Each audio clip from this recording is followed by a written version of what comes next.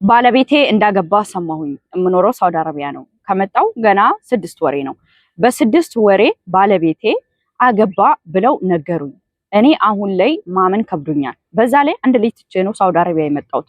እህቴ እባክሽ ምን ትይኛለሽ? እኔ ግራ ገብቶኛል። ባልመጣው ሁሉ እያልኩኝ ነው የተሰደድኩት። ግን ልጃችንን እንድናሳድግ ተነጋግረን ተመካክረን ነው።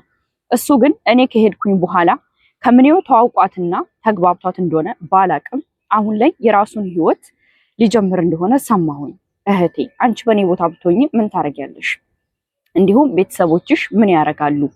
ያ ማለት እናንተ ተከታታዮች ማለት ነው። ይሄንን ታሪክ ያካፈለችኝ አንድ እህት በጣም ቲክቶክ ላይ ረጅም ጊዜ ጽፋ ያየሁት ታሪክ ነው። ስለዚህ ብዙዎቻችሁን ያስተምራል፣ ብዙዎቻችሁን ቁም ነገር ይሰጣችኋል ብዬ ተስፋ አደርጋለሁ።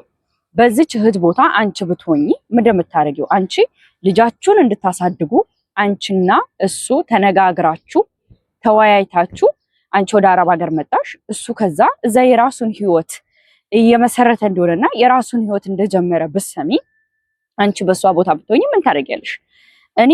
እኔ በሆነ የማረገው የመጀመሪያው ልቡ ከሸፈተ ያንን ሰው እኔ ማቆም አልችልም። ስለዚህ መልካም ጉዞ ያርግለት፣ ልጅን ወደ ቤተሰቦች ጋር እንዲወስድልኝ ያደርጋለሁ፣ ወደ እናቴ ወደ ቤተሰቦች ጋር።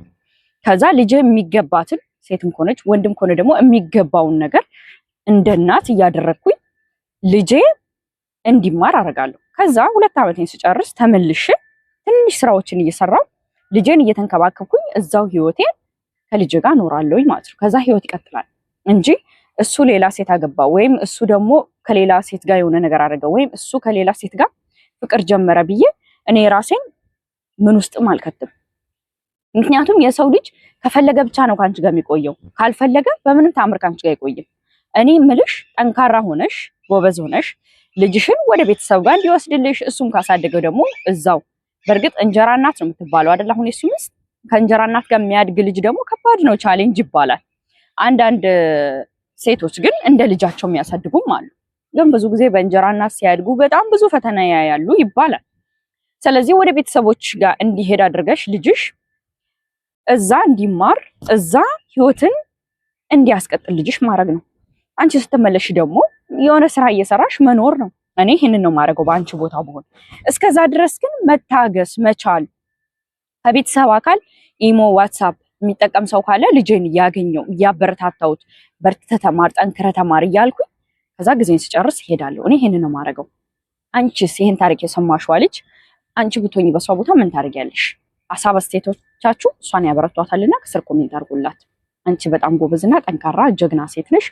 እንዳንቺ አይነት ሴት እዚህ ምድር ላይ የለችም፣ ልትኖርም አትችልም። ሁሌም ቢሆን ከኢትዮጵያ ወደ አረብ ሀገር የወጣሽው ለህልምሽ ነውና ወደ ህልምሽ ሄድሽ። አስተማሪና ቁም ነገር አዘል የህይወት ታሪክ አለኝ የምትሉ ልጆች በቴሌግራም ቻናሌም ጆይን ብላችሁ በውስጥ ልታካፍሉኝ ትችላላችሁ። ቲክቶክ ላይም ደግሞ በውስጥ በቮይስም ሆነ በጽሁፍ ልታስቀምጡልኝ ትችላላችሁ። ሁሌም አክብራችሁ ስለምትከታተሉኝ በጣም አመሰግናለሁ።